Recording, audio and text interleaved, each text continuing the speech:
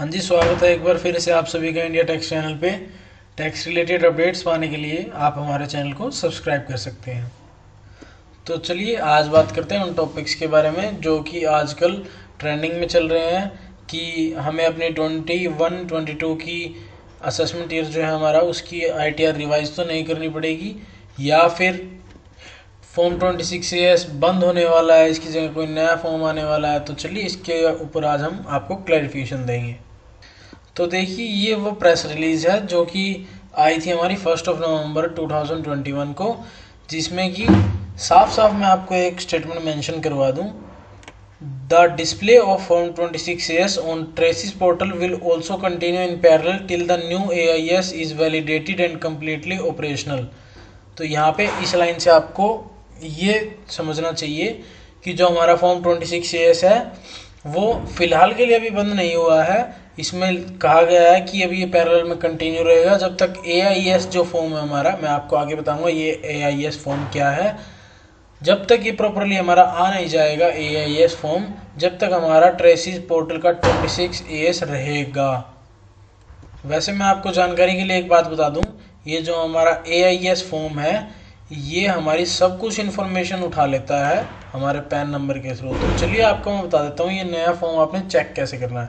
हाँ, ये ज़रूर कहता हूँ कि अब अगर अपनी ITR भरने जा रहे हैं, अब तक आपने अपनी ITR नहीं भरी है और भरने जा रहे हैं, तो AIS फॉर्म को एक बार ज़रूर देख लें। तो यहाँ सर्विसेज में जाके आप AIS फॉर्म को चूज़ करेंगे, प्रोसीड करेंगे। तो प्रोसीड करने के बाद आप यहाँ नीचे आ जाएंगे तो आप यहाँ देखेंगे ये जो हमारी AIS वाली विंडो है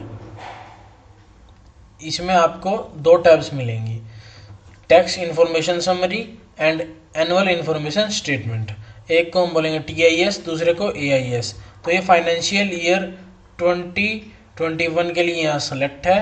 तो मैं अब आपको खोल के दिखाता हूँ ये चीज़ है क्या। तो ये सबसे पहले AIS फॉर्म जो हमारा हमें यहाँ टैब पे क्लिक करके मिलेगा। तो अब आप यहाँ देख सकते हैं ये हमारी सारी इन्फॉर्मेशन उठा के लाया, जैसे 26AS उठा के लाता था, हमारी कोई बिजनेस की रिसिप्ट्स हैं जिन पे TDS कटा हुआ वो, या फिर हमारी जो FDs हैं बैंक में उनका जो हमें इंटरेस्ट मिला है उसके ऊपर जो TDS कटा है वो सब कुछ यहाँ उठा के ये लाएगा। अब मेन इन्फॉर्मेशन AIS में क्या आने लगी है, SFT information, payment of taxes. तो आप मान लीजिए आपने कोई पेमेंट करी टैक्स की तो यहाँ भी शो होता था और 26AS में भी शो होता है हमारा। तो आप डिमांड एंड रिफंड में जाएंगे तो आप देखेंगे कि आपका पिछले साल का रिफंड यहाँ शो हो जाएगा। अदर इन्फॉर्मेशन में जाएंगे, मान लीजिए आपका कोई इनकम टैक्स रिफंड पे इंटरेस्ट आया था, ये यहाँ मेंशन हो जाएगा, 625 रुपीज़ आपका इंटरेस्ट आ रखा है। और मैं आपको एक चीज़ और बता दूं कि आपका debit card, credit card detail सब कुछ यहाँ पे अब आने लगेगा, शो हो जाएगा। तो ये आप बिल्कुल ध्यान से एक बार इन्फॉर्मेशन चेक कर लें, यहाँ कोई आपकी एडिशनल इनकम नहीं तो शो हो रही, अगर हो रही है तो उसी के हिसाब से ITR फाइल करें, खाली 26AS को अब मत देखें। तो चलिए अब चलते हैं TIS पे। ये टैक्स पेयर इन्फॉर्मेशन समरी क्या है, तो अब मैं यहाँ आपको दिखा दूँ। देखिए आपकी जितनी इनकम है यहाँ सारी शो हो जाएगी। इंटरेस्ट फ्रॉम सेविंग बैंक आपका कितना आया है ये भी यहाँ शो हो गया।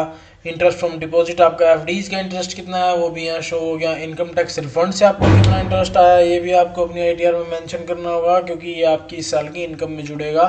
तो ये भी यहाँ शो हो गया। उसके बाद आपने कोई म्यूचुअल फंड लिया, सबसे मेन बात सिक्योरिटीज, आपने कोई शेयर्स लिए हैं, म्यूचुअल फंड्स बाय किए हैं तो उनकी सबका लिस्ट यहाँ आ जाएगा। आपने कब इसको प्रोसेस किया था, कब ये रिडीम हुए हैं, कब इनका हमने कितना हमें इससे प्रॉफिट हो रखा है, शॉर्ट टर्म थे, लॉन्ग टर्म थे, सब कुछ हमारा अब AIS में TIS में शो हो जाएगा। तो ये ज़रूर मेंशन कर लेना। आप जैसे सैलरीज वाले पर्सन है तो वो शेयर्स परचेज करते हैं, ट्रेडिंग करते हैं, पर ITR में शो नहीं करते, तो ये जरूरी अब शो करना पड़ेगा आपको। कैपिटल गेन शो करना पड़ेगा, कैपिटल लॉस कुछ हुआ है तो वो भी दिखाना पड़ेगा। तो ये अपनी ITR में अब की बार जरूर करें, नहीं तो आपकी ITR के अगेंस्ट आपको नोटिस भी आ सकता है।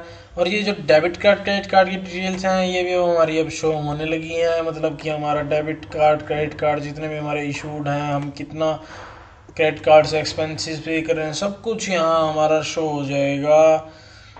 तो अब आपको हमने कितने क्रेडिट कार्ड्स के बिल पे किए हैं, कैश किए हैं, कैसे किए हैं, सब कुछ यहाँ आप शो होने लग गया है। तो आप अपनी ज़रूर एक बार AIS फॉर्म को चेक कर लें।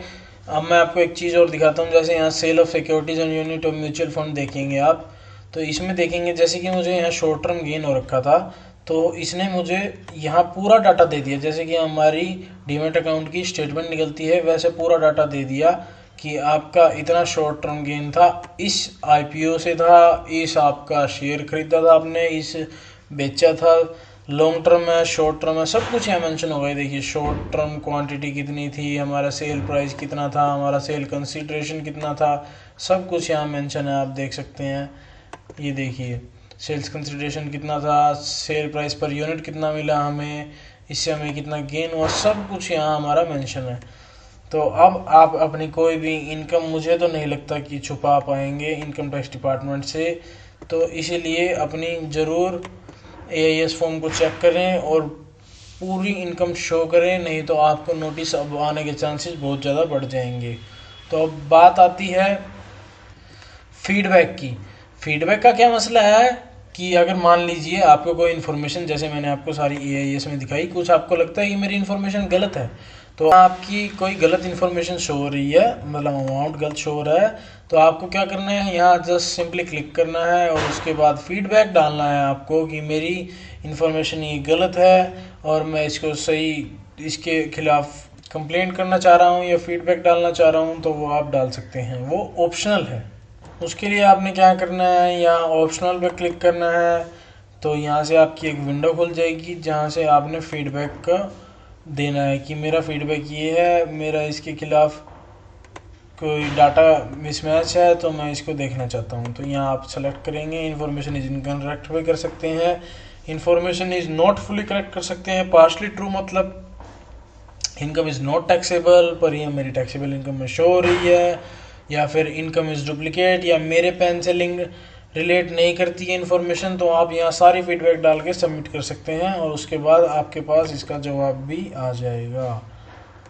तो अब आपको समझ में आ चुका होगा कि अब सारी की सारी इन्फॉर्मेशन को आपने ध्यान से शो करना है अपनी ITR में। सारी की सारी इनकम जो AIS में शो हो रही है उसी के हिसाब से ITR भरें, खाली 26S को अब मत देखें, क्योंकि ये सारी की सारी इन्फॉर्मेशन आपके 26S में शो नहीं होती है।